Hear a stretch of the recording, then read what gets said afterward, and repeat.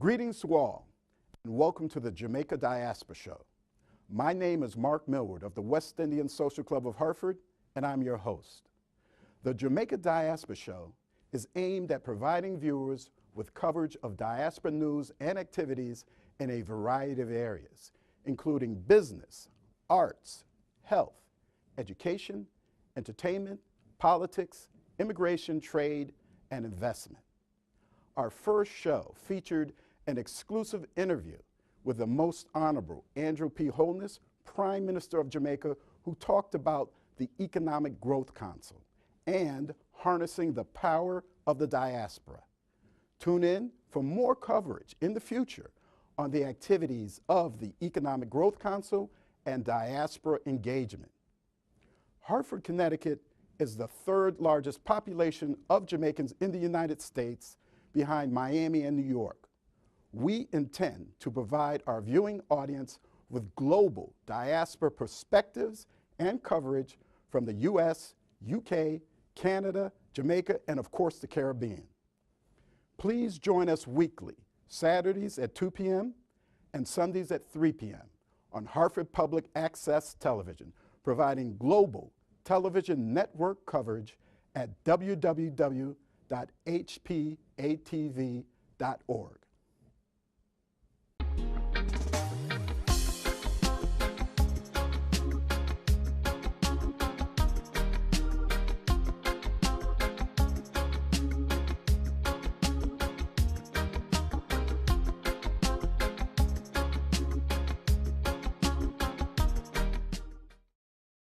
Greetings. Today's show covers the election debate for the Jamaica Diaspora Northeast Advisory Board. The Jamaica Diaspora Conference will be held in Kingston, Jamaica, July 23rd through July 26, 2017, and these candidates are vying for the position of Jamaica Diaspora Advisory Board member, where they will be presented at the conference as representatives of the Jamaica Diaspora overseas communities. If you are a Jamaican in the Northeast USA and or of Jamaican descent, you are eligible to vote. Elections are also taking place in the southern states, the West and Midwest, as well as Canada and the United Kingdom. Each of these regions will select an advisory board member. The Jamaica Diaspora Conference of June 2004 passed a resolution establishing the advisory board, reporting to the Minister of Foreign Affairs and Foreign Trade, with responsibility for the diaspora. The advisory board members consist of persons drawn from the United States, Canada, and the United Kingdom. Today's broadcast coverage is for the Jamaica Diaspora Northeast only, and the election period runs through June 9th. So please, vote online for the candidate of your choice by going to callingallJamaicans.org. That exact address will be appearing on the screen. The primary function of the advisory board member is to advise the minister with responsibility for the Jamaican overseas community on issues relating to the diaspora.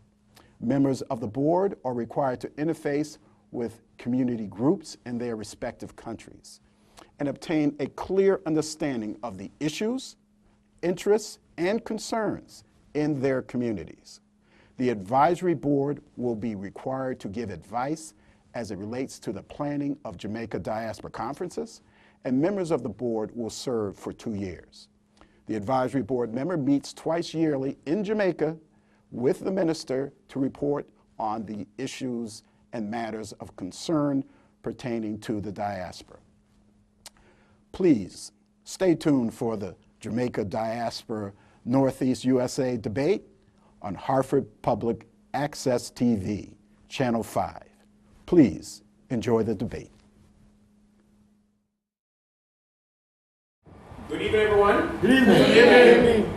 Okay, welcome to the Jamaica Diaspora Northeast 2017 election debate.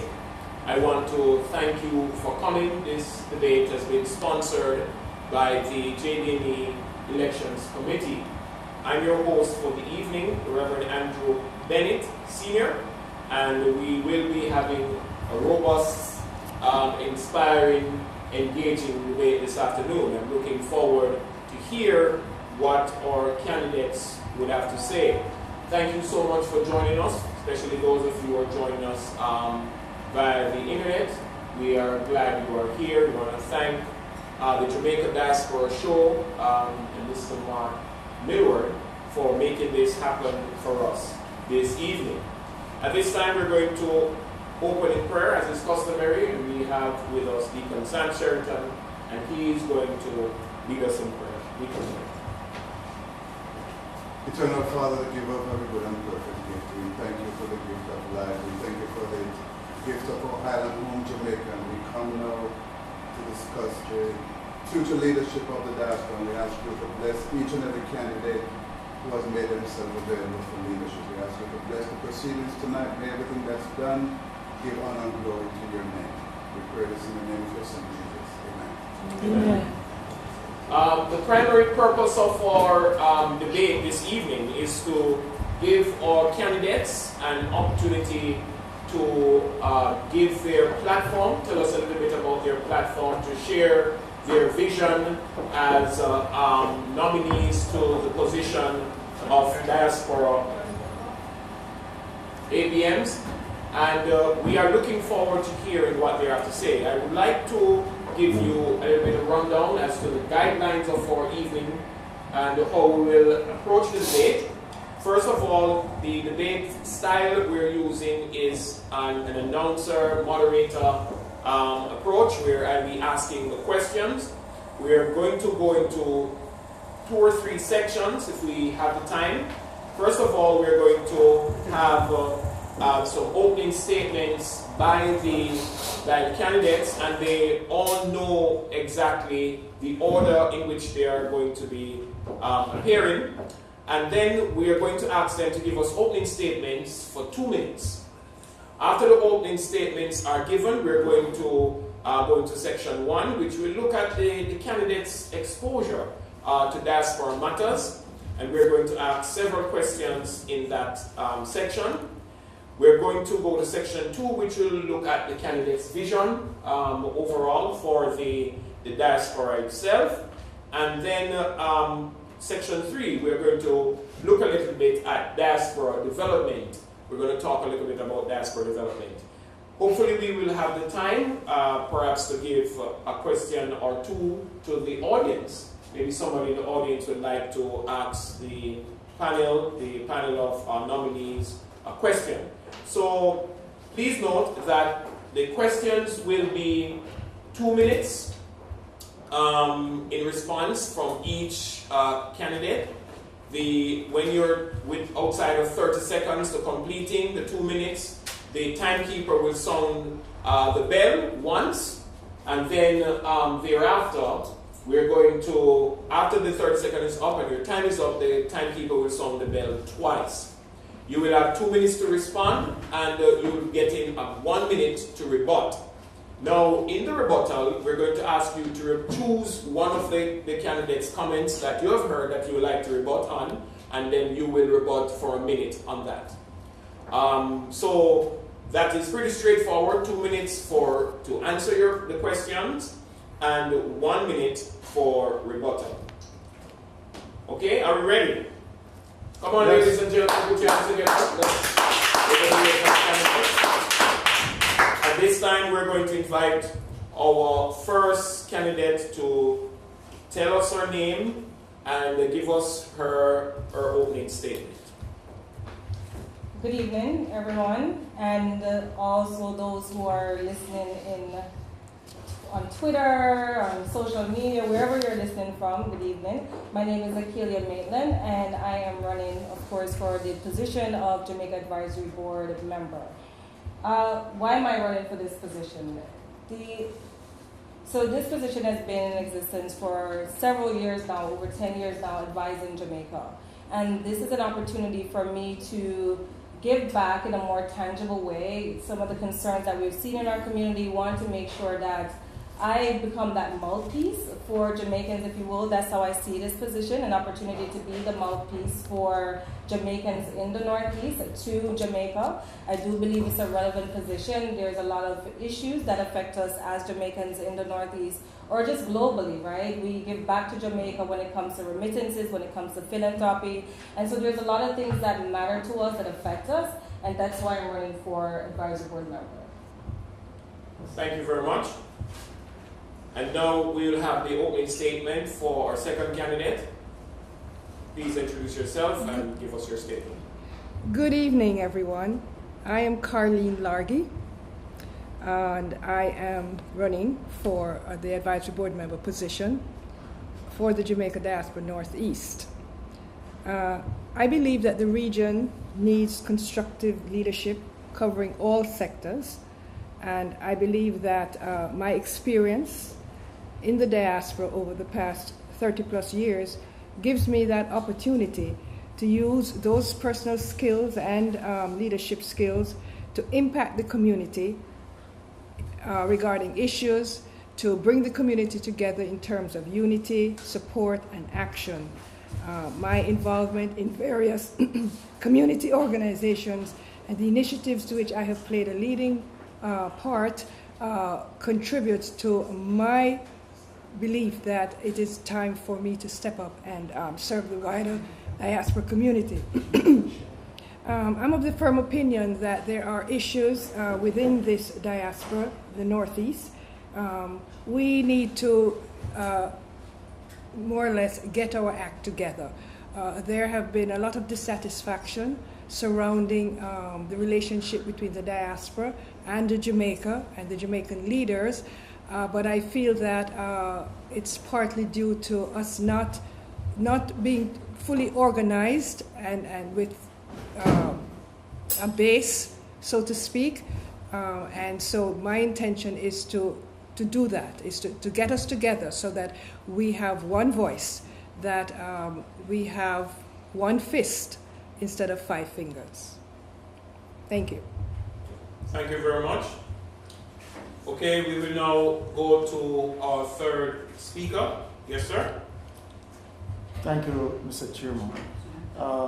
My name is Ron Ingleton, and I'm running for the Jamaica Diaspora USA Northeast board member position.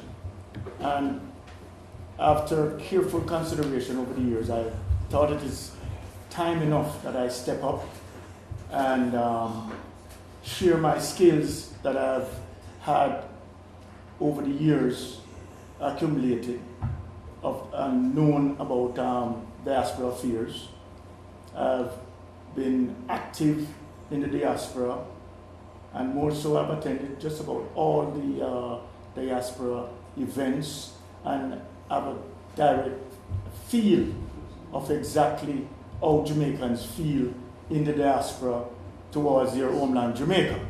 Now, it is very, very disturbing to me that most Jamaicans here in the diaspora does not even understand or know that there is a diaspora board that they could reach out to. And that's one of the things that I want to get done, that the Jamaican community understand that they can reach out and there's someone that they can speak to that will make recommendations on their behalf to the government of Jamaica and the persons responsible in the different areas that they might have concern. I had indicated that one of the things that I would love to see happen is that we have a diaspora board, a subcommittee board behind me that will actually be given the opportunity to weigh in and assist me in bringing forward the ideas that you need us to recommend. And I will do that to the best of my ability once I'm given the opportunity to do so. And I look forward to serving the Jamaican community here in the diaspora. Okay. Thank you, Mr. Chair. Thank you very much, sir. Ladies and gentlemen, you have heard all three candidates giving their opening statements, and now we're going to move in the first section, having the candidates talk a little bit about their exposure. We're going to go to our first candidate, and we're going to ask this candidate to please describe your current involvement, Ms. Maitland, your current involvement in the Jamaican diaspora. What is your current involvement in the Jamaican diaspora? So my current involvement, most recently my current involvement has been with young Jamaican leaders within the diaspora. And so we have our Jamaica 55 Diaspora Conference coming up, a plug for that conference.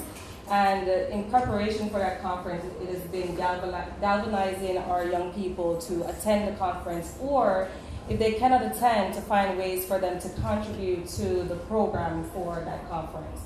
And sitting also on the core group for my cohort around what should that program look like for young people, right? What is it that we want to see as issues, as concern? So I've been representing our cohort along with other members across the UK, Canada, and the US.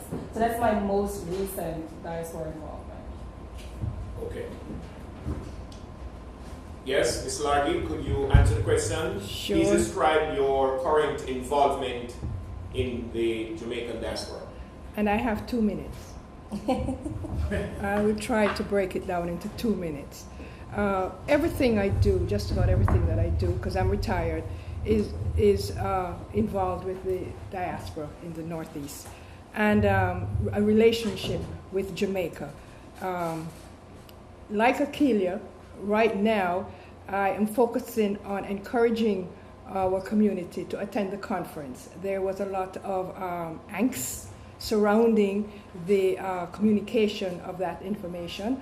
And so I say, rather than continue with this angst and this discussion, go to the conference, put up your hand, and voice your opinions.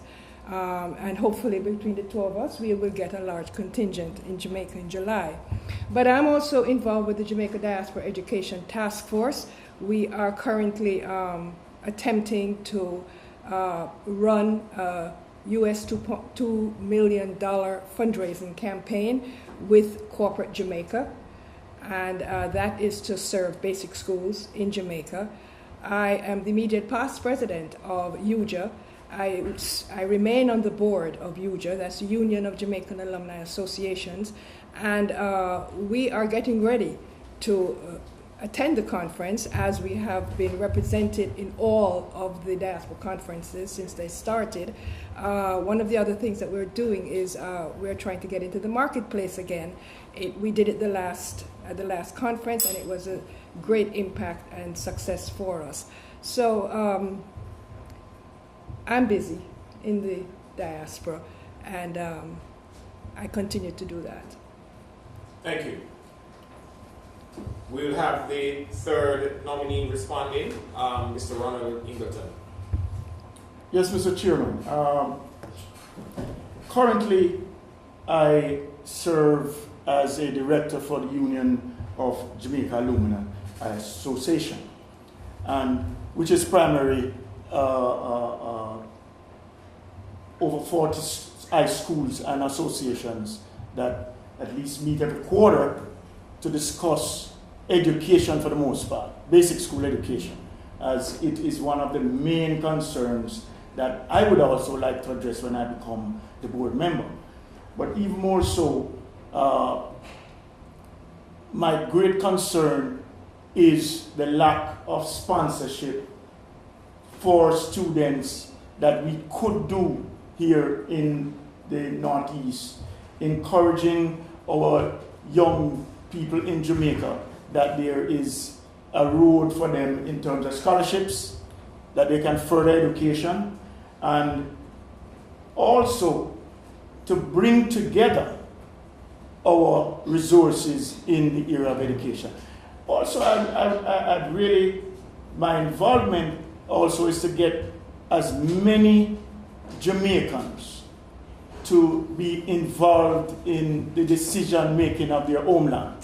And I've been the length and breadth of the Northeast over the last at least 14 years, encouraging my fellow Jamaicans that don't just talk, but get involved with your community organization, organize yourself, and be a part of the diaspora affairs. So that is my goal, to unite, and that was what I've been working on for the last few years, diligently. Okay, thank you very much. At this time, we're going to give each nominee an opportunity to rebut. I'm not so sure if there's much rebuttal there, since it's just they're describing how they have been involved in the diaspora recently, but we're going to do it nonetheless, and we're going to ask Ms. Lawrence Maitland to go right ahead and give her 1 minute rebuttal to the response of her choice. Well, not so much of a rebuttal, if you will, but expanding on my role in terms of the diaspora. One of the things for me is that by day, in terms of work, I am a social work administrator. More specifically, a program director for youth entering foster care, teenagers entering foster care. And in that regard, I've been doing this for over 10 years, and one of the things that is heartbreaking for me and a stark realization for me is that I see a lot of Jamaican families come across my door. And not all Jamaicans are doing well in the diaspora, and so we like to mention giving back to Jamaica, but how are Jamaicans doing here is also important to myself and a core part of even my work right now on a day-to-day basis. Thank you.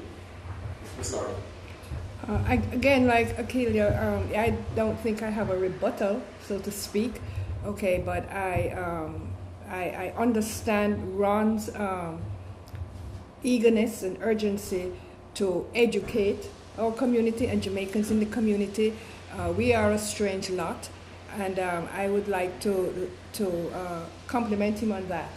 Okay, those of us on the UJA board spend a lot of time doing that, and so he's right on target. Yes. Mr. Ingleton? No, Mr. Chairman, I really wouldn't want to rebut anything that my good friends have shown us. In fact, I want to support them, to join hands, because like I said before, my role is not to be divisive, but more one of bringing together. And this is why I stressed that I want to expand the interests of my fellow Jamaicans in reaching out and let their voices be heard. Thank you very much. Okay, ladies and gentlemen, you have heard the first question being responded to by the nominees. Put your hands together for them. I think they are. And we want to now continue with our second question, which is a little bit deeper and hitting to the knowledge base of the nominees. As you know, this position requires involvement both in the diaspora and in Jamaica. And the question is, are you familiar with the Jamaica Diaspora Institute and the Jamaica Diaspora Foundation? And do you know what the mandate of the Jamaica Diaspora Institute is? Are you familiar with the Jamaica Diaspora Institute and the Jamaica Diaspora Foundation? And do you know what the mandate of the Jamaica Diaspora Institute is? So yes, I am familiar with the Jamaica Diaspora Institute and the Jamaica Diaspora Foundation.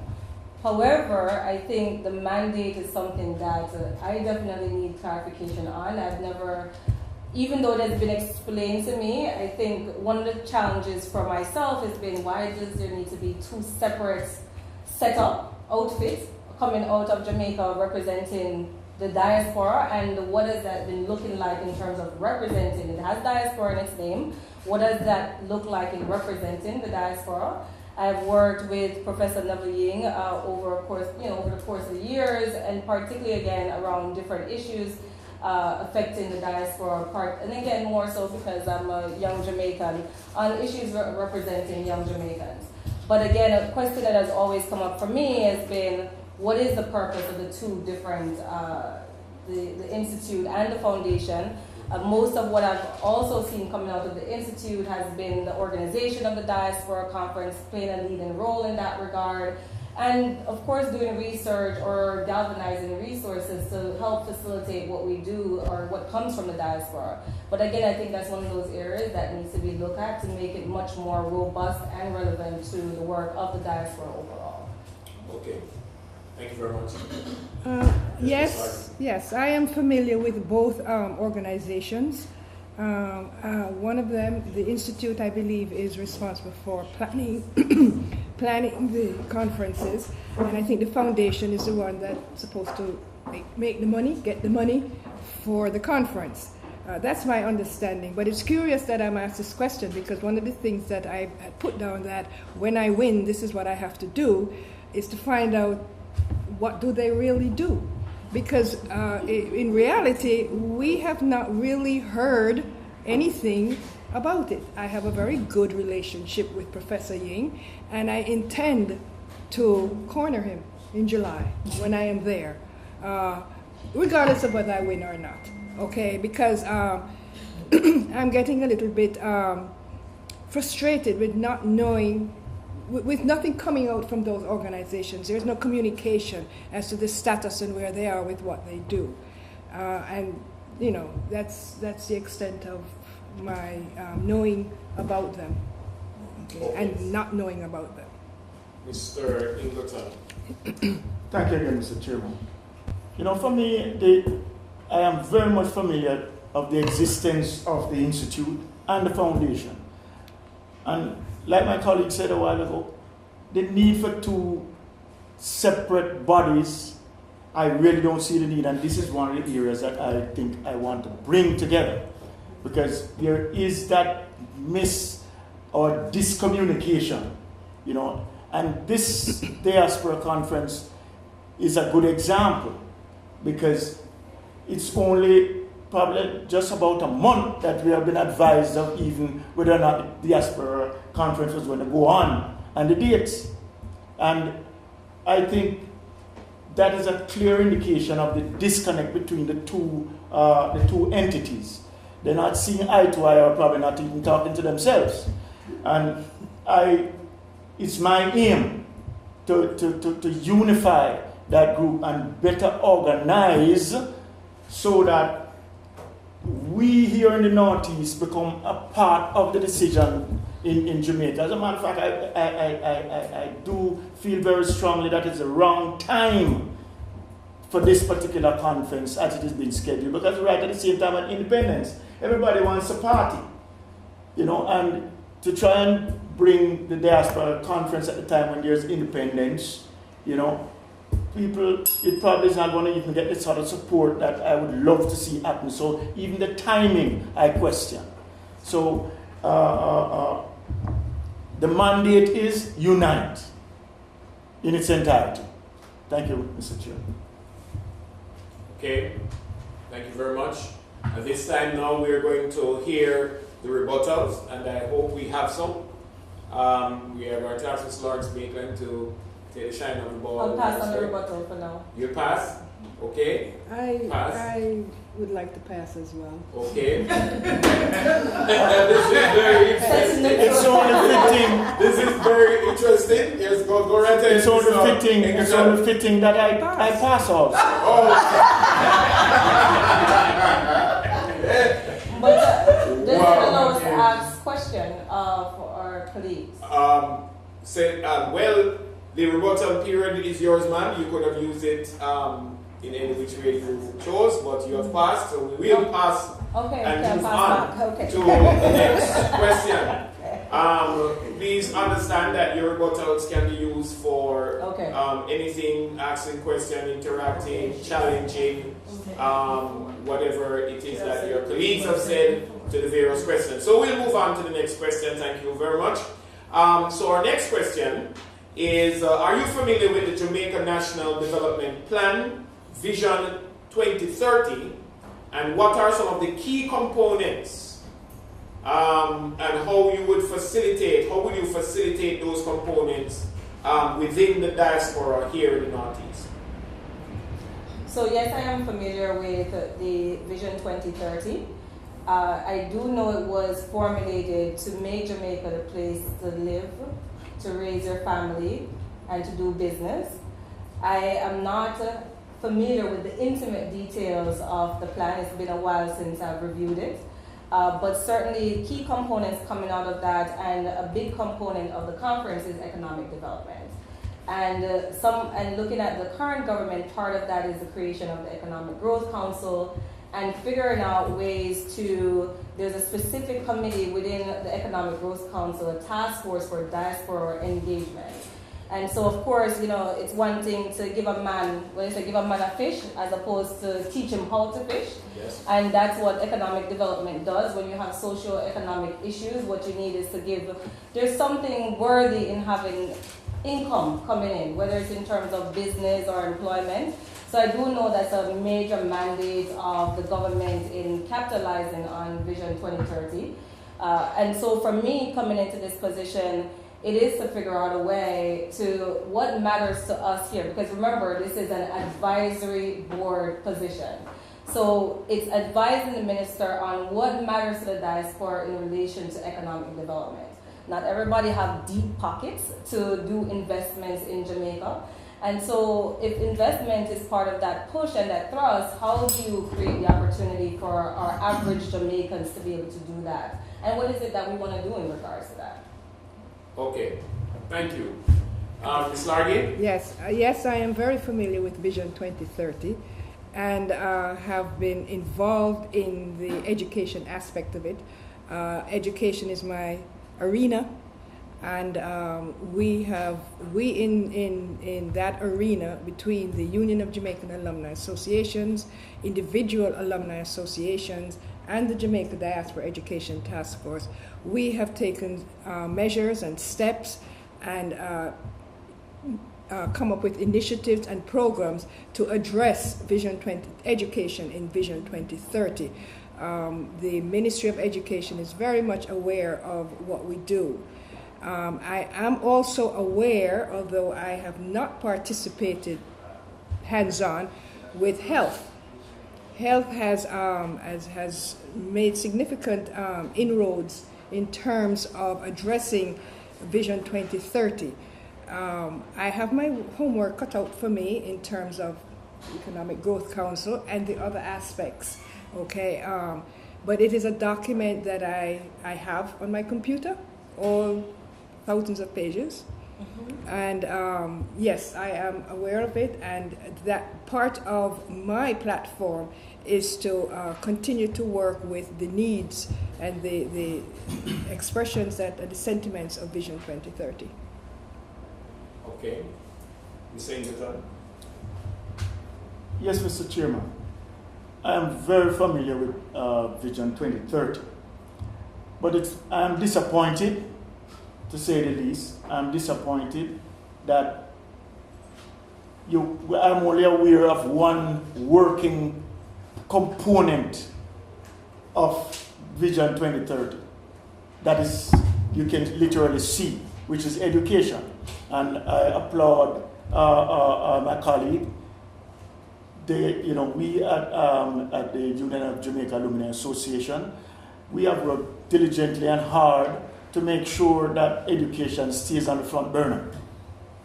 But in all the other areas, to a lesser extent, you almost don't know there's an initiative that exists. I am aware that we have the nurses who work very hard and in a conjunction with doctors doing voluntary work from time to time in Jamaica. And that's about where it stops. And I believe that Vision 2030 should be exercising more their options of trying to get Jamaicans here in the Northeast involved in other areas like in industry, small business. We know we have problems with energy in Jamaica, technology issues, that I really do believe that an effort should be made by us here in the Northeast Diaspora to encourage Jamaicans to return home, take home some of the resources, and make good on the wishes of Vision 2030. Okay. Now we're going into our rebuttal section, and I hope we're not told that we do not have any rebuttals. That is what makes the debate exciting, when we challenge each other in the process. So, Ms. Lawrence Maitland, what do you have for us as regards to the rebuttal? Sure. An expansion in that Vision 2030 for me was a prime example of why this position is relevant. When I first learned of Vision 2030 about 10 years ago, the first thing I looked up was, how was this created to begin with? And the Planning Institute said, well, they will do diaspora consultations. Well, I didn't see any diaspora consultations on the development of Vision 2030. And I think for me going into, not even I think, part of for me that mandate going into this is, to the Jamaican government, is you really have to figure out ways to regionalize consultations from the diaspora in a more operationalized way, working with, you look back at mapping Jamaica that they had. Well, they didn't really do well in mapping Jamaica because they didn't really work with us as strongly as they needed to, our radio stations, our TV stations, to get our consultation. And so more of us would probably know a little better about Vision 2030 who were consulted to begin with on it. Thank you very much. Would I have more time?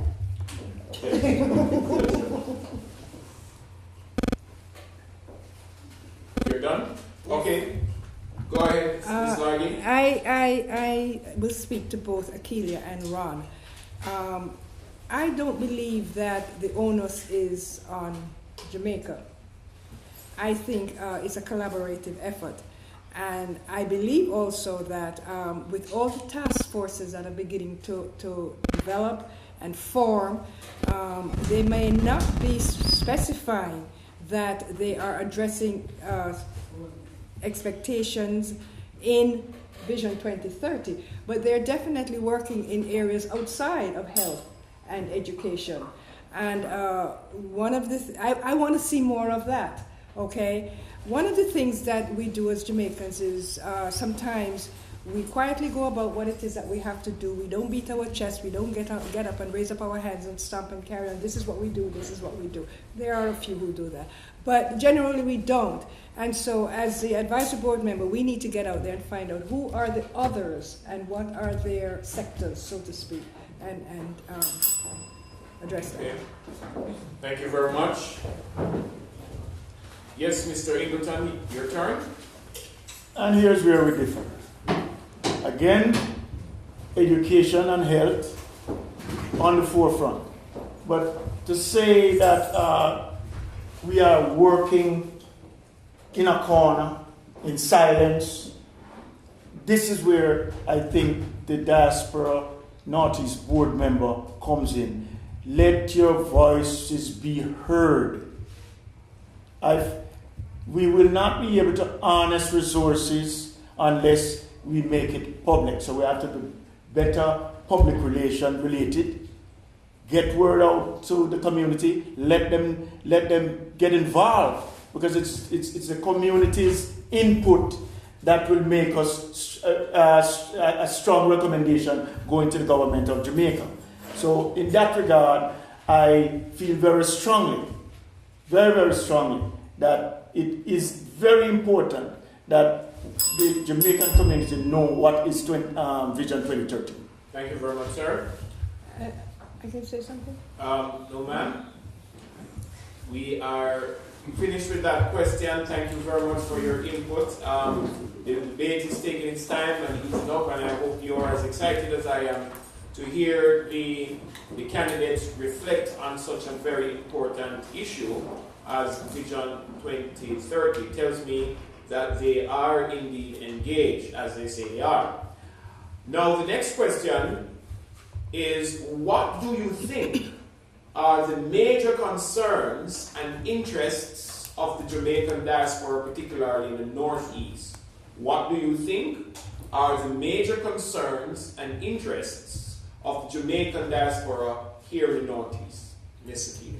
Okay, so for me, I will answer that question to expound on what we weren't able to do in our additional rebuttal time. In that, I don't believe it, I don't think there's a point of disagreement, Dr. Ingleton.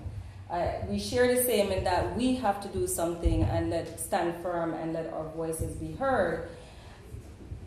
Certainly, I would say what we have been seeing, health has been a concern for us, education has been a concern for us. However, when you have a potential 2% engagement of the diaspora, can we really say those are the concerns for us, right? And that's where the advisory board role come in to play, as you said, Dr. Ingleton, in that we do need to develop some form of mechanism. And if you go to joinakilia.com, you will see that listed on there that the first platform item is that we connect with the diaspora. As was mentioned earlier, we need to get out there in our communities, wherever we're localized, to make sure that every Jamaican, as much as possible, is aware that we exist, we are your mouthpiece, and what are some mechanisms to make sure that they know, look, what are the issues? What is affecting you? Is it really health? Is that the piece that you want to give back to? Or is it the bread and butter? And I think if you look at remittances, that held steady during recession. What's happening for them is their families. How are my families living, breathing in Jamaica? Because remittance is loyalty dollars, right? If I have $10, I'm going to find a way to give $5 out of it to my grandmother in Jamaica. So if I have to use data as an indication as to what matters for us, it is certainly the well-being of our families and friends in Jamaica, and a lot of that will come through education and health, for certain. Okay, thank you very much. Ms. Lardy. I want to spend one moment using the rebuttal that I didn't get. Was that I thoroughly agree with Akeelia, and she responded what I was going to say to Ron. But to the question at hand, major concerns and interests. Education and health are popular, and they're social issues, and so everybody can wrap their arms around that. However, I think at the same time, particularly at this time in the diaspora, in this country, immigration and deportation is a major concern. Not only a concern, but an issue, okay? And we can only resolve it or move forward with it in collaboration with Jamaica, because there are laws that must be followed. We can't just get up and we're going to do this. The other thing is crime. Okay, lots of persons will not go home, okay, because they're afraid and they hear these horror stories. And you know how Jamaicans can embellish things, and you end up laughing when it's a serious matter, okay? Another concern that keeps coming up now and then is representation in government, having a say, okay? That's a hard one, a difficult one. I don't know how we're going to get there. I know it can be done. Other countries have done it. Thank you very much. Mr. Ingleton. Well, I share my colleague's concern. It's one of my pet peeves. One of the issues, mainly crime. Jamaicans here in the diaspora, when you reach out to most Jamaicans, you only hear of the gun crime, the killings, and they are scared of going home. When last you go home? I haven't been home for 10 years. And who tell you I'm going to Jamaica because they're going to hold you up at the airport? So it's one of the areas of major concern, crime. How are we going to get crime down? And how can we, in the diaspora, support the government in the drive to decrease crime? Also, how are we going to put pressure on the government to discourage or even repeal the laws, that the agreement which we have in the United States of America, that we deport so many of our Jamaican colleagues for petty crime, not even crime, just petty things, and a lot of people that are deported don't have any roots in Jamaica. They either leave Jamaica from they were a child, up here being deported for a motor vehicle violation, going home, they end up really being in crime because they have to survive. So that is a concern that has to be addressed, and I believe the diaspora needs to be very forceful in making representation. Health and education is on the top priority. It has been on the top of the priority list and been taken care of. But I think we need to address how we look at crime and violence and deportation of our colleagues back to Jamaica. Thanks very much. And now we're going to have our rebuttals. Ms. Lawrence Maitland. Yes, sure. Rev, the key piece of what you said in that question is, what do you think are the concerns for Jamaicans? I don't speak for myself. I mean, certainly I have my issues, my concerns, and so my question to my colleagues is, how do you know for certain that these are top concerns? And so recently, in preparation for the conference, I created, as part of the work group, a survey. And within 7 days, we had about 190 responses to the survey around what are some of your top issues: employability, entrepreneurship, and deepening cultural ties to Jamaica.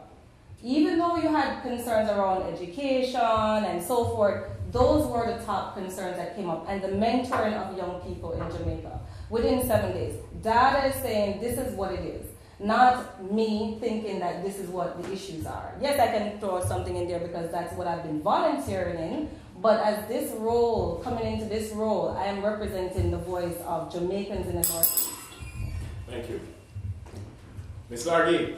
I would really love to get behind that survey. Absolutely. Okay, because you might be right, your survey might be right, but I need to know more about the audience and the demographics of that.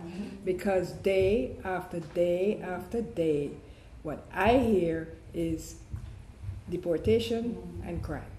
That's what I hear. Anecdotal, but okay. Okay, and Jamaicans, people in general have a tendency, they say a lot at the water cooler and in the elevator. Okay. Thank you very much. It's heating up, ladies and gentlemen. Yes, Mr. Dr. Ingleton, go right ahead with your rebuttal, sir. It's not really a rebuttal, Mr. Chairman, because I feel my colleagues. And like Ms. Larry says, it's a classic. In the elevator, you hear these things. At the water cooler, you hear these things. If you play dominoes, as most Jamaicans are always in some kind of domino situation, you can hear the discussions loud and clear. Crime is a very major issue. Hence, the fear of my fellow Jamaicans of going home is of concern. I travel to Jamaica on a very regular basis. And just the thought of folks saying that Jamaica is dangerous, I don't see it. But it is on the street, and we got to educate, and that's where we come in. We got to educate the community that it's not as bad as you are hearing it. And we got to blame the news media to a large extent because they feed on the negatives. Thank you. Okay. Thank you very much, ladies and gentlemen. Even though the nominees are trying not to publicly oppose each other and challenge each other in the debate, I can sense a little tension building, and we want to, as we say in the Jamaican parlance, hot potty. You want to incite us. Come on, work, Reverend, work. Okay, so our final question then in this section is, can you identify the various Jamaican diaspora task forces that are currently operating? Can you identify the various Jamaican diaspora task forces that are currently operating? Sure. Beginning with Ms. Maitland. Lawrence. Thank you. So right now we have several task forces operating. Keep in mind though that it is not a part of the formal structure of the advisory board as yet, right? We have to look at what's going on in terms of best practices there. But we have immigration, education, technology, agriculture, as well as health. Okay. Yes, Ms. Lardy? Education, agriculture, crime and prevention, technology, and immigration and deportation. I am not aware that there is a health task force. I have not heard of it. Yes, Dr. Ingleton. I'm aware of all of the above. but how much of an effect they are having is not, and again, I applaud the health sector and the education sector. Outside of that, every other area is lacking. Crime, agriculture, technology, it's almost non-existent. You don't hear about it. I really don't. So I feel that it is time enough now that the leader, the representative of the Northeast Diaspora board, make the voices of the people be heard to these particular areas, in these particular areas. Thank you. All right, now we'll go to our rebuttal for this question, and we're going to ask Ms. Lawrence Maitland to kick off the ball in terms of rebuttal. Sure, if you go to callinalljamaicans.org, you will see the various task forces listed there, and you can also vote for me when you go on callinalljamaicans.org. And again, I would say that from my experience with the task forces, it's one of those mechanisms that I've seen really bringing people from across the nation. A lot of people, and you may be right in terms of a health task force, but there's a operational health sector, which is a formal part of the Diaspora Advisory Board mechanism. Okay. Yes. I agree with you on the health. Because health was way ahead of everybody. Yes. Okay, I don't know how those doctors and nurses just got their act together and they just do. Okay, I used to ask Claudette Powell, how do you do it? Why can't the teachers get together? Anyhow, I disagree with Ron in terms of the task force are not doing anything. You need to get on their mailing list. I get their emails regularly. Okay, and they are working. They are working. Mr. Ingleton, Dr. Ingleton, your rebuttal, sir. See, here's where the disconnect comes in. Who mans or put folks on these mailing lists? How is it developed? Who is getting it? How many people getting it? It's not clear to me that there's a lot of Jamaicans that are even aware that these task forces exist. And this is why I said we need to improve our public relations. That's one of the areas that I need to emphasize, improve our public relations to get the word out. Thank you. All right, so we have come to the end. Put your hands together for that. We're coming to the end of our first session. And already we are hearing that, we have heard that the candidates are well versed. They know what they're talking about. They have an idea as to what is going on with the diaspora and the various machinery that are in the diaspora. And we want to move very quickly as we move. You're going against the time to section 2. And we want to now look a little bit at the candidates' vision and what they are planning and looking forward to if they are elected as advisory board members. So the first question we're going to ask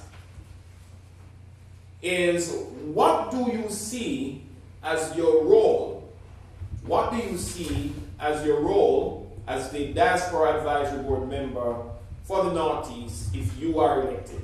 What do you see as your role? Ms. Maitland, go right ahead. Lawrence Maitland. My role, as stated, very simply, is to be the mouthpiece of the diaspora. As in, I am advising the Minister of Foreign Affairs on issues and concerns affecting the Jamaican diaspora here.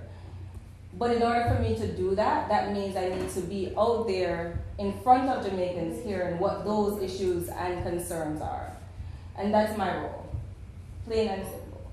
Okay, thank you very much. Mrs. Lardy? I concur with Akeelia in that, the advisory board member is a mouthpiece, and so they have to get out there and let the community know that they have a go-to person. They have a go-to person that they can have discussions with, they can ask questions. And my role is also to find all the answers and also to let the powers to be, the appropriate powers to be in Kingston, know this. They need to know what is happening here, what we're thinking, and how we feel. The relationship has got to be two-way, and the advisory board member must play a key role in making that relationship come about and exist. Thank you very much. Dr. Nika. My role, as I see going forward, is one of unification. For the most part, the Northeast is seen as New York, New York, and New York. And by extension, the Northeast, as I know it, involves, I think, 14 states, beginning far south as Washington, coming up and ending up in Maine. And my role, as I see it, is to unify by establishing subcommittees in these other areas that would feed in to me to make representations in its wholeness to the minister responsible in Jamaica. Thank you. Time for rebuttal on those in that question. Ms. Lawrence Macon, will you start? No rebuttal. No rebuttal. Yes. I would have to disagree with Ron in terms of the diaspora Northeast being New York, New York, New York. For whatever it was worth, the incumbent advisory board member had representatives in every state that could speak to and respond to in meetings about issues, events that were happening. Okay, I, because of that, was able to meet persons very active in the diaspora in other states. Yes, I don't know anybody in New Hampshire or Maine. Okay, but I do the other states outside in the tri-state and further south. I had that opportunity, and I am going to use it. Okay, because I know people now. Mr. Ingleton? Dr. I'll give you the list. I'm not in disagreement. My point is that there ought to be a regular sit down by the folks in the different states, in their different communities, coming up with resolve, so that the Northeast representative, who, not forgetting, and I understand the incumbent, it was a lot of work. It was a lot of work, and it's going to be a lot of work. It will continue to be a lot of work. We need to have a more organized situation in the different states. And I have visited them all, to include New Hampshire and Maine and these places. Because we have Jamaicans in just about all these places. But are they being heard? They feel no. Thank you. Thank you very much. Very exciting indeed.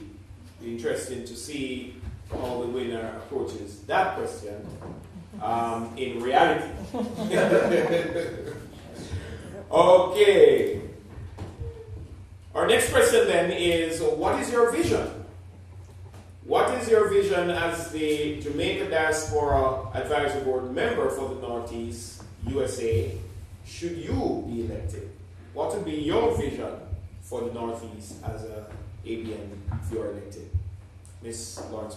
Sure. My vision, and it has always been a vision of mine, but starting and setting that trend with the Diaspora Northeast, modeling that from the Diaspora Northeast, because we're a large diaspora, right? We're twice the size of Jamaica. We're about the size of the population in Jamaica. And so for me, coming in as advisory board member is to have for us to begin to model what it means to be a viable, borderless, global Jamaican village, where every Jamaican, regardless of whether they were born in Jamaica or out of Jamaica, whether they're second, third, fourth generation Jamaicans, have a voice where they can contribute back to Jamaica, know that they're supported, know that they belong as community members. And so that's my vision. And beginning to model that in this role is certainly beginning to give them that voice. And certainly beginning to let them know you are a part of our community. If you're born in Jamaica, you don't lose your citizenship just because you become a citizen of America or UK or wherever, right? And if you're born in America and your parents and you have Jamaican heritage, go and look into your Jamaican citizenship. Simple actions that you can take, but regardless of that, there's an opportunity for you to give back. And so for me, it's for us to be a strong borderless global village, if you will, of Jamaicans that's very global in this modern age. And for me, a strong diaspora is a strong Jamaica. That's what, for me, again, a strong global village is about. Thank you. Yes. My vision includes an educated diaspora. And I say educated in diaspora affairs. We have a lot of persons in our community that they think the diaspora is an organization, and they want to know who is the president, and if you have to pay dues. And it might sound a little ridiculous, but there are persons who believe that. And I want to see, when that question is asked, somebody else in the diaspora can answer it. It doesn't always have to be the advisory board member.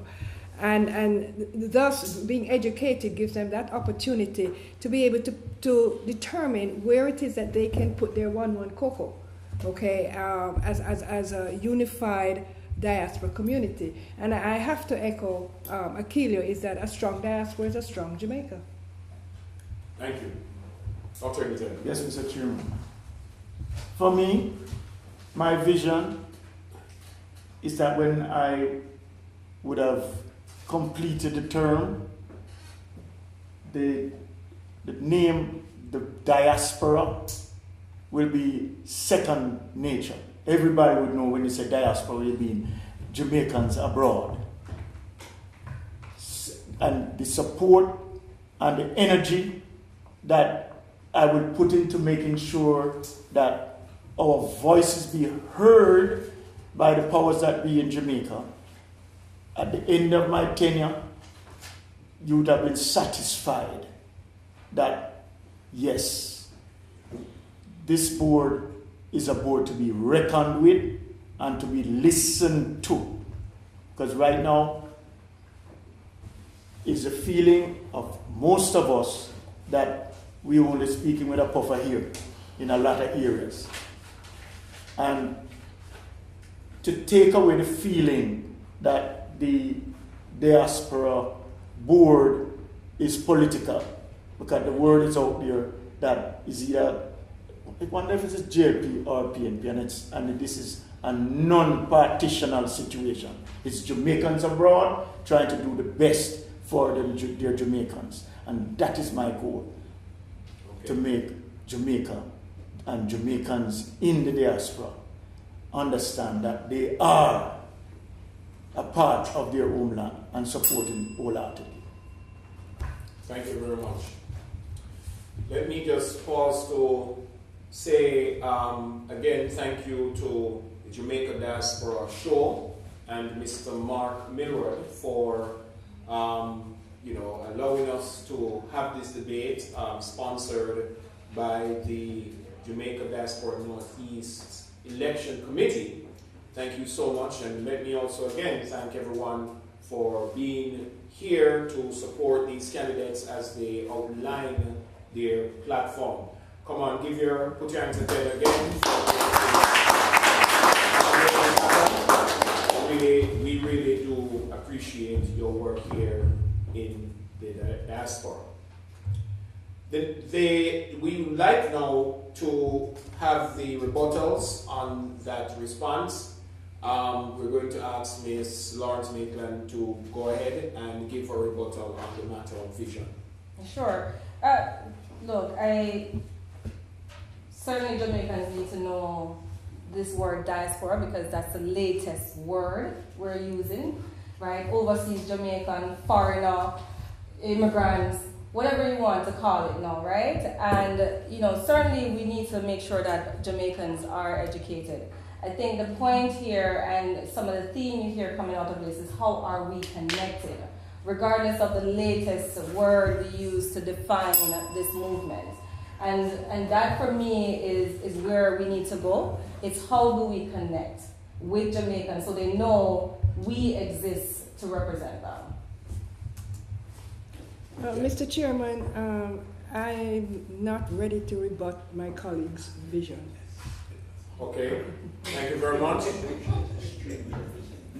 Yes, vision. Dr. Hamilton. It seems that we are on the same page. It's a question of how we sell the product.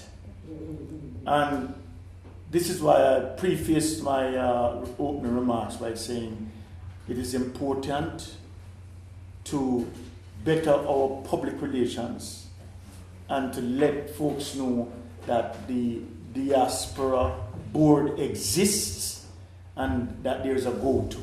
And this is why I indicated that we need to set up the mechanism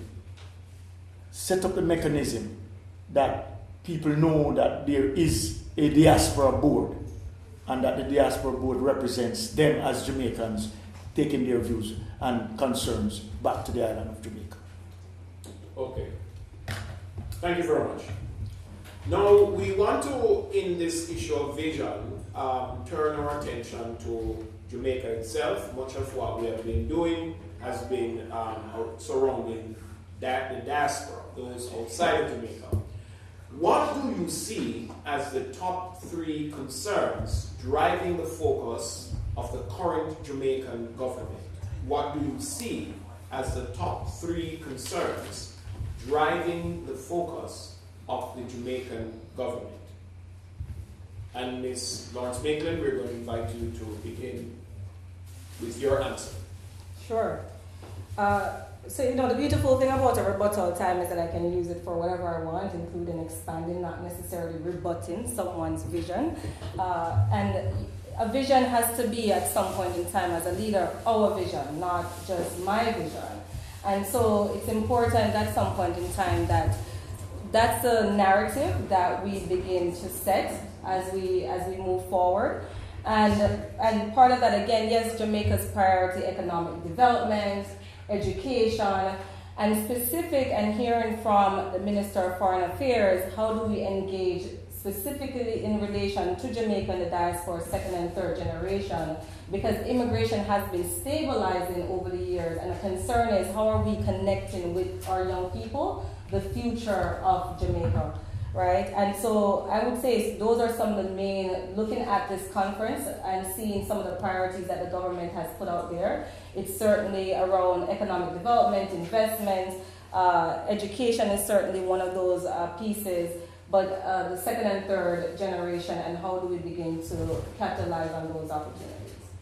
Okay, thank you very much. Ms. Lardy? I have to admit that I need to spend more time listening to commentaries on what is going on in Jamaica. But based on what I do, because I read just about all newspapers that are printed, and I listen to all the radio shows. And I believe that the top concerns that the government has at this time is definitely crime, is one of them, and economic growth, which includes the development and investment. More of us need to take charge of our island and help it in that respect. Yes, there is a thinking that the streets of the diaspora are paved with gold. And we all know that is not the case, but clearly our little saying about 1-1 cocoa is definitely one way to address and help. Thank you. Dr. Hinton. Again, education, as I see it, has been a main focus. Not necessarily financed the way I would love to see it, but recently I had a sit down with the minister himself, who seemed to be very much abreast of the lack of attention, if I might use that term, and the need for Jamaica to increase the classroom sizes. Not the classroom size, but the amount of schools that are in Jamaica, but there's a problem with financing. Crime is another area of major concern. Hence, the government needs to be supported in their efforts to stem crime. And also, how do we bolster and increase our tourist business in Jamaica? Because that's a major employer of labor. And the unemployment situation is one of main concern. And I see that as one area that we could do a lot in, that would enhance our, in bringing down the unemployment rates. Thank you. Can we have the rebuttals now? Ms. Lawrence Maitland, please go ahead. Pass it on our rebuttal. Passing again on rebuttal. Yes, Ms. Barry. Yeah, I'm a little bit confused with Ron's determination that education, unless he means that educated persons will not commit crime, or educated persons have deep pockets to assist in the economic growth, development, and investment. I have to say that I think we were both privy to the conversation with the minister that Jamaica is handling education.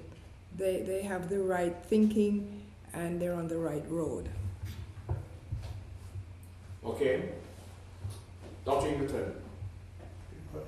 I am a bit startled that I'm even challenged in that area of education, because It's about time.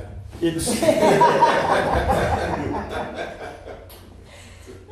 everyone can remember, at least in this room, not too long ago, the implementation of the literacy program, and that made a lot of inroads. But since, I would say, the last 20 years, that's taken a back seat. So to know that this minister is putting some effort into getting more financing out of the budget to build schools and to train teachers, I am all for that. And this is why I'm saying it's one of my concerns, because without an educated community, we're lost. Thank you very much. So our next question is going to be a follow-up question from the one that we just gave. Now, the role of the Diaspora Advisory Board member is to advise the minister with responsibility for the Jamaican overseas community on issues relating to the diaspora. The question is, what is your view of the current level of interest of the Jamaican government in diaspora matters?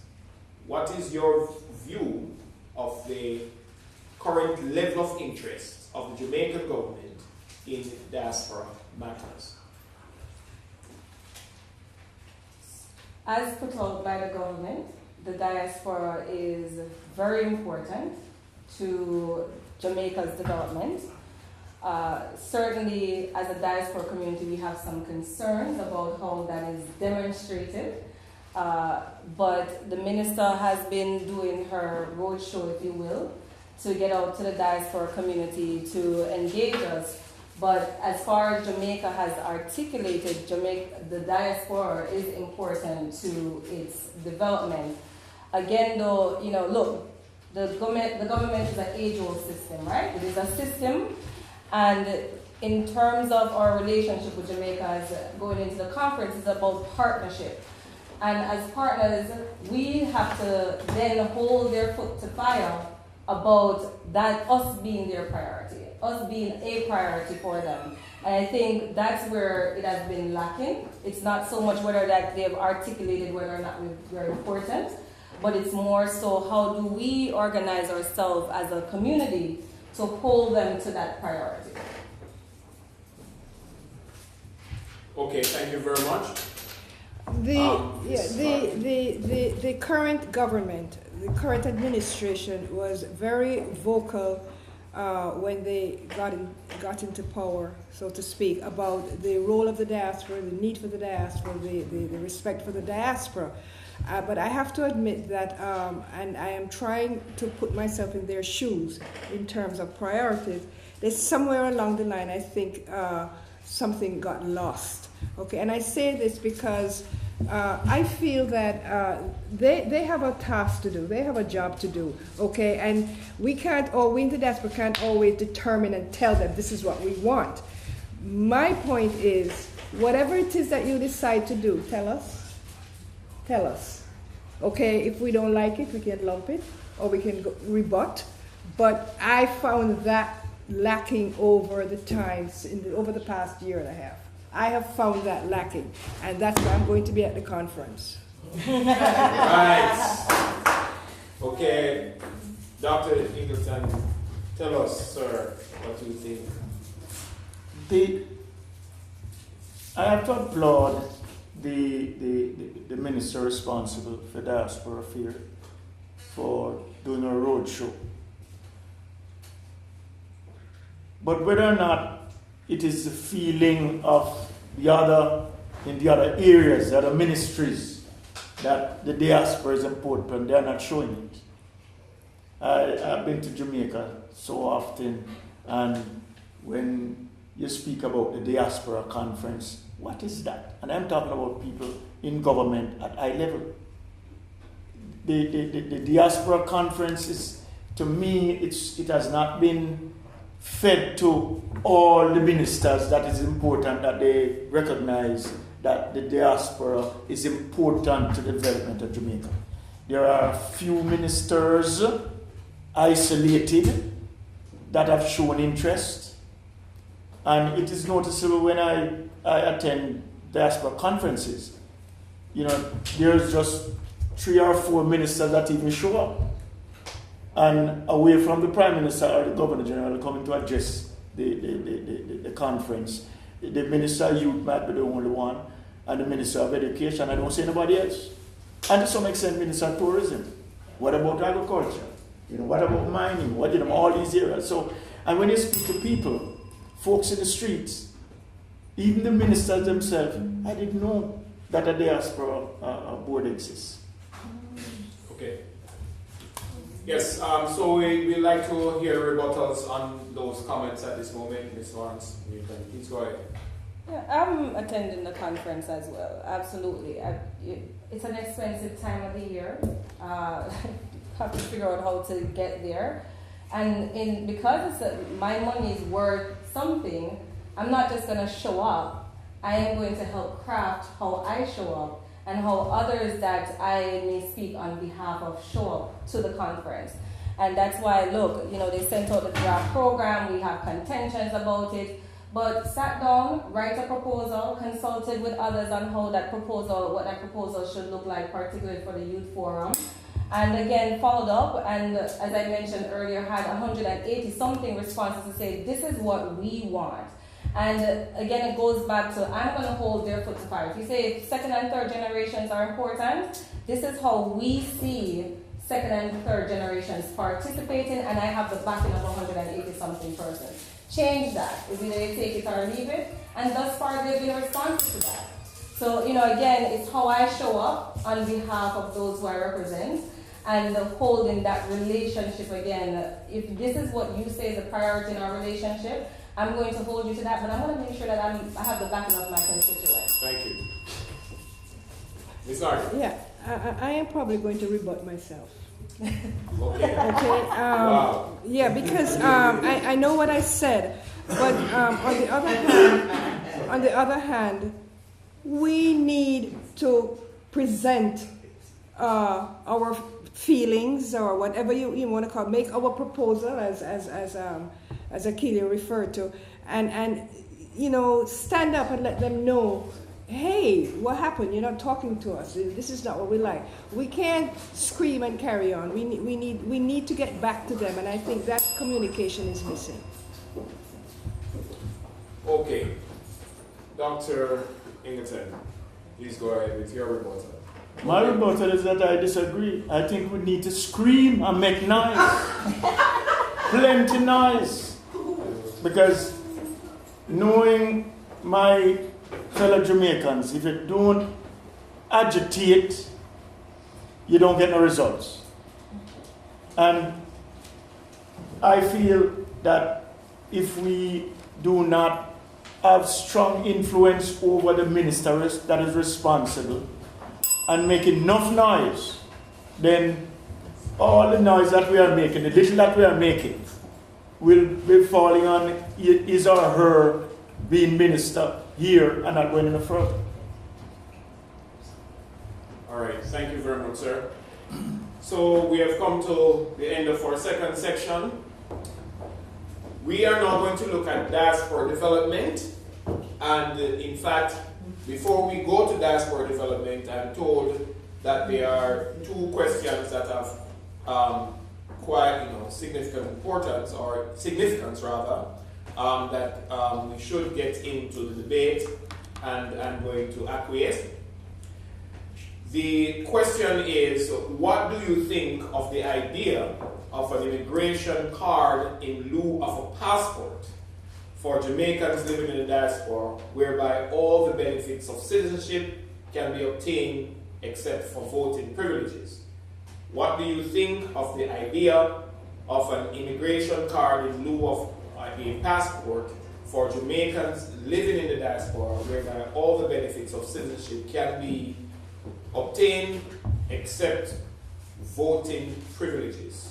And I'm told that this is something that is being recommended now by the Economic Growth Council, and it would be something that would come across the desk of an alien, and we wanted to know what would your response be. Sure. So I have heard of the immigration card. The last news article that I saw on it was that they want to review the feasibility of the immigration card. One thing that comes immediately to mind for me, what is the purpose in changing out your passport, which is a CARICOM passport? What is the purpose? And how will that affect you having a CARICOM passport, right? The CARICOM passport allows you more freedom of movement across the region. And so I want to know what the impact of that would be. I don't have much details on it. I actually attempted to research it and couldn't find much details on it. It is good to know that we have an audience member that is a member of the council. And so I would want to follow up with Mr. Millward in getting more details. Whether or not I'm an advisory board member, more details on that immigration card. Thank you. Ms. Larkin. Yes. I think an immigration card is a good thing. but not in lieu of the passport. The passport, as Akili explained, gives you freedom to travel throughout the region. The card wouldn't. What I like about the idea of a card is, I don't know if you know, but when we go to Jamaica as citizens of United States, of the diaspora, okay, you pay a different amount of money to attend certain places in Jamaica. And that's not fair, because we are bringing more to the island by just being there than just that fee in order to enter the park or the beach or whatever. So I like the idea of an immigration card, but definitely not in lieu of. And I need to find out more about it. Okay. Dr. Ingleton. To say the least, I am very skeptical. I disagree with any immigration card, because it's actually going to be a duplication of a passport. And I see, if I can just envision my fellow Jamaicans sitting down, once we start having this immigration card, we're going to start having a piece of it. You talk about a difference in fees and charges, and have to identify. I think it's a separation of them and we. It's enough a challenge having a Jamaican passport, but for us to separately now go get a card to identify yourself as we and them. I am totally against an immigration card, opposed to it up to the max. Thank you very much. Rebuttal. I see people gesticulating. Yes, Mrs. Disagree, agree. Again, none of us at the table have the details to understand what the purpose of that immigration, it's fellow Jamaicans that have conceptualized this idea. And so I want to know more details around why, what's the purpose of this, again, immigration card. And if we have that opportunity for consultation, it could come down to, yes, this doesn't make sense for us. This is not what we want. And how do we make sure that when we're given back that feedback, unlike in the past, that there is a representative number of Jamaicans that are responding back? Because I've seen agenda move forward, regardless of the feedback that past advisory board members have given on our behalf. But when you have numbers behind you, it's a different story. And so, for me, I can't agree or disagree, because as we admitted here, we don't have the details to know why did you conceptualize this idea to begin with. Here's a fellow diaspora member who is saying, look, I'm a member of the Economic Growth Council. I, want to know what you think about this. So I want to know more. Tell me more about this and why you think it makes sense. Thank you. I think that Ron makes a very good point, but at this time, I don't know that I know enough about the immigration card and what, if any, is the intent behind it. So I'm sitting on the fence right now. I think it's a great idea, but there's much more that I would need to know. Yes, sir. You see, Mr. Chairman, I have heard of the immigration card, and in the streets, the word is one more piece of paper we have to go fill, and then they have to go renew it after how much years. And if you go to Jamaica, you can't find your card, or you're going to be disenfranchised. Forget about it. We don't need another piece of paper. And the word in the street is that it's one more way of taxing us when we get to Jamaica in the future. We have enough of that, and we don't want to increase the aggravation for us about filling out forms and making sure when you go to Jamaica you have this card. What happened? They're going to tell us when we come to Jamaica and we don't have the immigration card that we can't have a turnaround. Forget about it, sir. I'm totally against it. And I will be very aggressive. Thank you. Just to remind the candidates, the question did ask for your thoughts. So thoughts are not always predicated on knowledge. So you are free to express. Thank you. Now the debate is heating up, ladies and gentlemen. So, yes, thank you very much. So, we want to quickly, we have two more questions in the category of diaspora development, and I want to get to these questions, and if I think we are almost out of time. The first question on the diaspora development for our nominees is, what are your recommendations to enhance the development of the diaspora movement in the Northeast? What are your recommendations to enhance the development of the diaspora movement in the Northeast? I'll answer that question in this way. And, there are several points that the different nominees have mentioned, that people on the street have mentioned. Two things that stand out have to do with, people don't know that this board exists. People think that, hey, is this an organization? Can I join? What's the membership fee? As opposed to all Jamaicans living outside of Jamaica are, by nature of the word diaspora, members of the diaspora. But the second issue that has been coming up is the structure of the diaspora leadership. And I'm not just going to say advisory board, the diaspora leadership, whether it's in relation to the Minister of Foreign Affairs. Because you have to have some form of infrastructure to hold what the work that we're going to be doing on behalf of the diaspora. And I see this role not as a one-term role. And in answering that is that we need to have some form of strategic outline, plan, if you will, on the next 6 years. Whether or not I'm in position, I shouldn't have to come in and reinvent the wheel and do my own thing or what I think the role should be. There has to be some form of succession planning, careful transition planning. And so coming into this role, it's how do we build on? What has been working? What has not been working? Is the task forces the way to go? Is it not the way to go? What about the sectors? If you now have task forces, how does that? Does that render the sectors relevant or not? What's going on here? And so there has to be some form of strategic plan for the next 5, 6, however many years to outline what is our direction so that when I leave, the work continues. We build on that work. Certainly I want to build on the current momentum that our current advisory board has been setting, but now it's time to really make it clear. This is the way forward. How are we going to implement some of these ideas that we have? Thank you very much. Slide. The advisory board member needs support and structure and organization. And that is the only way to communicate and educate the community. There has to be regular, timely communications.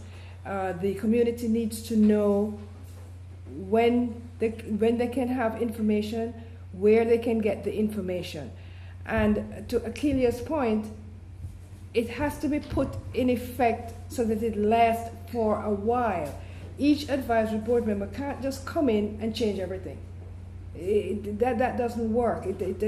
Continuity is a must, okay? And that is what I feel is needed. The advisory board member has that challenge now to determine how to structure the community, how to structure the states, how to structure the sectors, and how do the task force fall in line, because the task forces are all global. They're not just for the Jamaica Diaspora Northeast. And so that is something that the advisory board member must reckon with, and will need discussion with past ABMs as well as Kingston. Yes, Mr. Chairman. For me, I think the role of the diaspora representative is one that should be an accredited role, one that is recognized in Jamaica as being the mouthpiece of the folks here, the Jamaicans here, and in the diaspora. And that we do play a very formalized role in the forward planning of Jamaica, and that we want to support, but give us the voice which we deserve to have. We're not asking, I don't think we're asking to dictate, but surely to be listened to. And I believe that coming out of having regular meetings, forums here in the Northeast and throughout the country, the ideas that flow out of here will be loud enough that the minister and ministers in Jamaica will have to listen and not play a deaf ears, as I think in most cases has been demonstrated over the last my involvement and interacting with the folks in Jamaica. We need to integrate community leaders into the fold. Jamaicans are plenty. Jamaicans are plenty all over, and we need to get the word out. And this is why earlier I said public relations is very, very important. Thank you very much, Dr. Lincoln. Okay, we're now going to rebuttal on that question, and remember that the question was, what are your recommendations to enhance the development of the diaspora movement in the Northeast? Rebuttals, please. You know, Dr. Lincoln talk about being loud. You know, they say empty barrels make the most noise. And in order for us as a community not to be seen as making the most noise, just making loud noises, please visit joinakilia.com to see how I plan to approach this. My colleague has agreed, in a sense, and I love the agreements and not too much rebuttals my way, that we need a plan going forward. We need a plan in approaching this issue to be taken as serious partners in this process. Whether it is that some of us will make some noise over there, some of us will sit at the table, but how are we going to pull these strategies together to be seen as serious partners in development? And that's my plan in making sure that the Northeast sets the tone and model how we go about doing that, and starting with our strategic plan. Thank you. Ms. Laureate. I really don't have any rebuttals. Okay, because we're all on. It seems like we're all on the same side. Thank you, Dr. Ingleton. I just want to point out that it's not noise like the sound system of which I speak. When I refer to noise, I'm talking about the community as a voice, and when the numbers are listened to and heard, then whatever recommendations that come out that we are able to take to the ministers responsible for the different portfolios, right? It is heard and actions taken that would satisfy our concerns here in the diaspora. Thank you very much. Thank you very much. Okay, very robust conversation there, almost resembling a further heating up of the debate. I love that. We are here, ladies and gentlemen, to get you to hear the face-off and the basic the various manifestos of the nominees. We want to move quickly to our final question for the evening. Our final question for the evening, still on the diaspora development. Should you be elected, what would be your 3 top priorities in your first 100 days of office?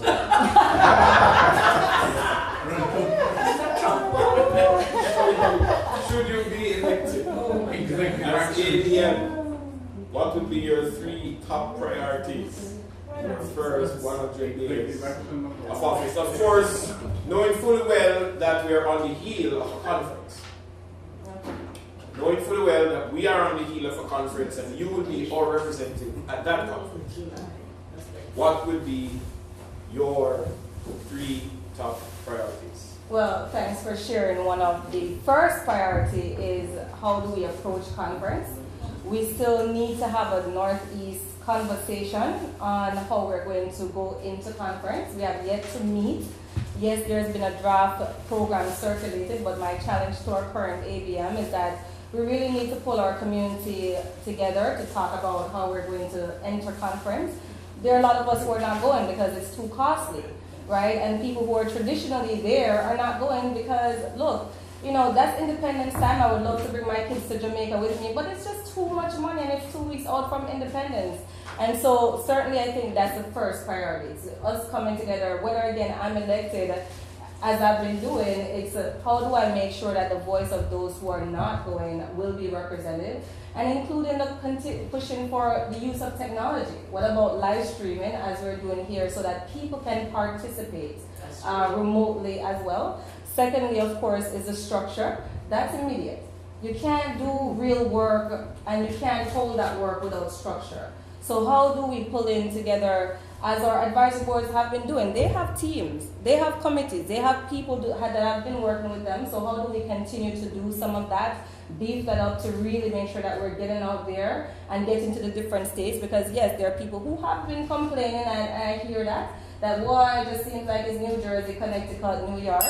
So we certainly want to get out there with that. And a big piece of that is connecting. And for me, with this campaign, it has been about that, is that at the end, win, lose, or draw, although I'm in it to win it, I've set the tone about communicating and connecting.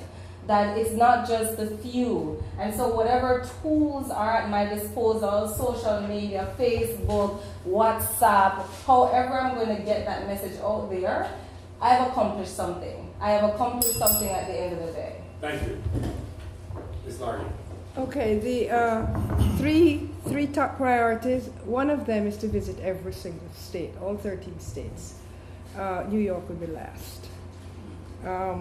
Yes, I want to get out there. I want them to know who I am, and I can know who is in these states. And while I'm doing that, get a sort of sense of their thoughts on this diaspora situation. What is the diaspora? What do they know about it? And start my educating process at that time. As far as the conference, something tells me that by the time the ABM is announced, I'm not so sure how much time we'll have, but I will be giving it my best effort to reach out. It will be a bit late, I think, to engage a lot of persons to attend, but we could come up with some kind of a consensus or a newsletter or something where immediately we can start to communicate with each other and connect with each other. Because I think we need that. Okay, we are kind of like all over the place right now. Thank you. Dr. Idris. Well, my 90-day goal, my first 90 days goal, primarily is to attempt to visit all the states in the Northeast and have a town hall meeting. This way I'll get a feel of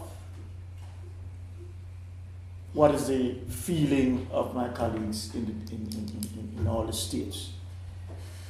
Once I have achieved that, I would love to see us, or I would set up a secretariat that would be manned, not full-time, but to communicate, that the diaspora at large would be able to reach out to.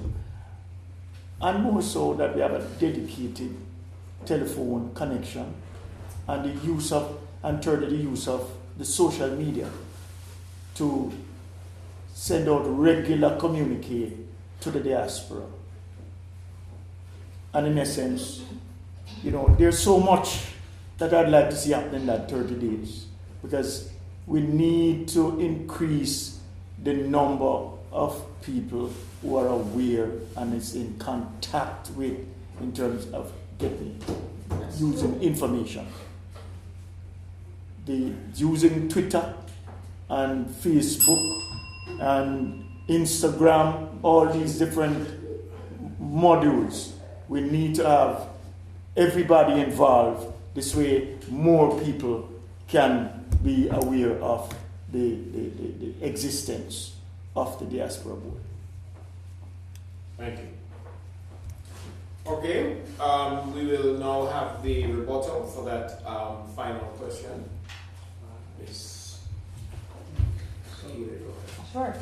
No rebuttal per se. I thank you for the affirmation and that what's happening right now as we speak is that people are texting me on WhatsApp and making their comments and feedback because they're watching, and I really thank folks for watching, and I thank you for the support, and I thank you for the feedback around how we're doing and responding to the questions that have come up. And one of that reminder is that Jamaica Diaspora Day is June 16th.